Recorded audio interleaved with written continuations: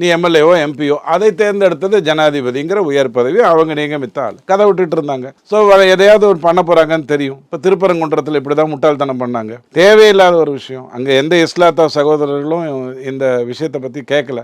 நான் தான் காப்பாளன்னு சொல்லி ஒன்று தேவையில்லாமல் பண்ணி 100 பேர் போய் இம்பீச்மெண்ட் வழக்க ஒரு ஜட்ஜு மேலே 100 கோடி 130 கோடி ஒருத்தன் வீட்டில் இருந்தது, ஒரு நீதிபதி வீட்டில் இருந்தது. அதை பற்றி எந்த கவலையும் படலை, அதை பற்றி எந்த ஒரு விஷயமும் கொண்டு வரல. அதுக்கு இம்பீச்மெண்ட்டுக்கு என்ன பண்ணணும்னு பேசவே இல்லை. ஏன்னா இவங்களும் போயிட்டு வந்திருக்காங்க இல்லையா டெல்லிக்கு பலமுறை, பேசலை. ஆனால் இந்த இடத்துல அவரை பற்றி புத்தகங்கள் அசிங்கமாக எழுதுறது, கேவலமாக எழுதுறது, இந்த வேலையெல்லாம் பண்ணாங்க. ஸோ இது தெரியும், இது விபத்து பகுதி. அப்போ இவங்க என்ன பண்ணுறாங்க, அந்த ஆளுநர் உரை ஏற்கனவே இவர்கிட்ட கொடுக்கப்பட்டது தானே, அதை பார்க்குறாங்க. அதில் என்னென்ன பொய்கள் இருக்குது. 12 லட்சம் கோடி முதலீடு வந்திருக்குன்னு சொன்னால் இவங்க சொல்லிட்டு போகலாம், இவங்க போய் என்ன வேணாலும் சொல்லலாம், மக்கள்கிட்ட போய் கதை விடலாம். மத்திய அரசு வஞ்சிக்கிறது, தண்டிக்கிறது, நாளைக்கு நம்ம சீட்டை குறைச்சிரும் அப்படின்னு எல்லாம் பொய்ய சொல்லலாம். ஆளுநர் சொல்ல முடியுமா? நாளைக்கு நீதிமன்றம் கேட்காதா? அப்போ ஆளுநர் உரைங்கிறது நான் எழுதி கொடுக்கறது நீ படிக்கணும் அப்படின்னு சொன்னால் துரைமுருகன்ட்டு கொடுத்தா நல்ல ஏற்ற இறக்கத்தோடு படிப்பார்.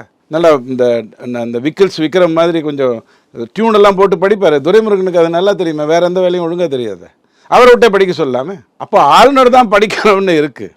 சொல்லப்போனால் ஆளுநர் தமிழில் உரையை வாசித்திருப்பார். நான் போன முறையே தெளிவாக சொன்னேன். அடுத்த வருஷம் அதிர்ச்சி, நல்ல சந்தோஷத்தை பாருங்க, ஆளுநர் தமிழில் உரையை படிப்பார்னு சொன்னேன்.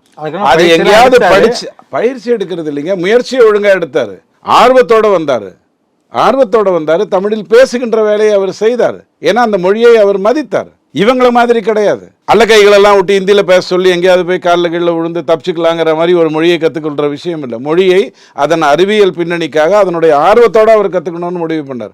ஆளுநர் அவர் படிச்சிருப்பார், தமிழில் படிச்சிருந்தா இவங்க நிலைமை கந்தலாக இருந்திருக்கும், கேவலமாக இருந்திருக்கும். அதுக்காக மைக் ஆஃப் பண்ணுறது, விட்டு எடுக்கிறது, இவர் பேச விடாமே தடுத்துட்டா நல்லதுன்னு நினைக்கிறது, இந்த சில்லறைத்தனெல்லாம் யார் பண்ணுவாங்க? திமுகவை விட்டா